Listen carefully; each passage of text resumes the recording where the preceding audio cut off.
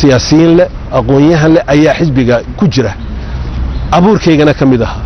sharaf bay ii ahayd xisbiga inaan masilayay siyaasaddii wakhtigaa joognay in masilay aniga se shakhsiyan khasaarihii muqdisho yaalle markaan arkay xisbigii markaa waxaan ku idhi anigu waan ka baxaya soo aad garmaysa marka aniga mustaqbalkayga sidaan u arkayo waxa weeye Somaliland dadkayga sidaan u raaci lahaa xula dhisi lahaa ayay noqotay macnaha waxa weeye markaa madaxweynimada ku guuldareysatay ee khasaaro ku saaray maya taasi waa eeg waan soo noqon waan sugi kari lahaa 3-4 sanadood oo kale waan sugi kari lahaa haddana soo noqo khasaaruhu maaha doorashadii madaxtinimada ood weyday maaha taasi waa sheekada xamar shaah lagu cabeelayna professor Samatar uu caroodo doorashadii buu waayay soo damad garan waa la soo noqon karaa hadal caafimaadka la hayo 4 years is tomorrow khasaaraha ku eriyaya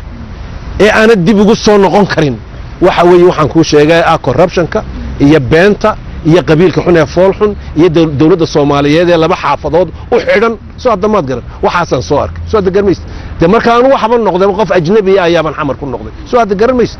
waana la igu yiri ina Samatar professor kan hadii uu doonayo inuu wax xukumo de muxuu xamar ka soo doonay muu Hargeysa tago ayaa la yiri fagaare weyn oo la iskugu yimid soo warka waa la ii keenay soo garmayst waxaas ayaan soo arkay de waxaas wax loo joogi karo ma aha soo garmayst anagu haddaanu nahay reer Somaliland wadankii baanu dhisanaynaa sidaasaan u soconaa taariikhdaasaan ku jirnaa walaalaha iyagii Soomaaliyeed ee koonfurta ganaayo haddaad isa soo hagaajisaan oo taariikhda aad ka toobad keentaan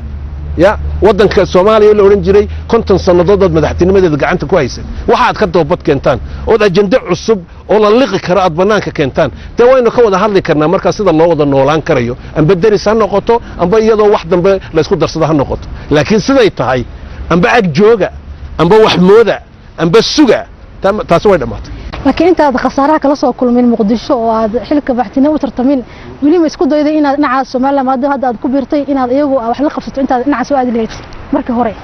anigu de Soomaaliland markii hore waxaan aaminsanaa Soomaaliyeed baan aaminsanaa baan ku oo dood badan ayaa dadka reer Soomaaliland dhex martay dood badan oo adag ayaana dhex martay soo aad gamaysa doodda iyaga ku adkaaday siyaasadii xamartaalay waxaan arkay ayaana jabisay dadka iyagii Soomaaliyeed raadinayay waqooyiga ka yimid Somaliland ka yimid wala najabiyay waxa najabiyna waxa weeye siyaasadda foosho leh ee qabiilka ee beenta ee karti darrada